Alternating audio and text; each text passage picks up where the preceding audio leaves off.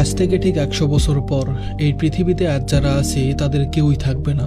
আমরা সবাই চলে যাব সেই অনন্ত অজানায়, যেখানে রাজা গরিব, ধনী দরিদ্র, জ্ঞানী অজ্ঞানী সবাই সমান। কিন্তু এই সাময়িক জীবনের মধ্যেই আমরা কেমন ব্যস্ত হয়ে পড়ি অহংকারে, হিংসায়, প্রতিযোগিতায়, যেন এই পৃথিবীটাই আমাদের চিরস্থায়ী ঠিকানা। আমরা ভুলে যাই সময় কাউকে ছাড় দেয় না। যে মানুষটা আজ ক্ষমতায়, কাল সে হয়তো কবরের মাটিতে।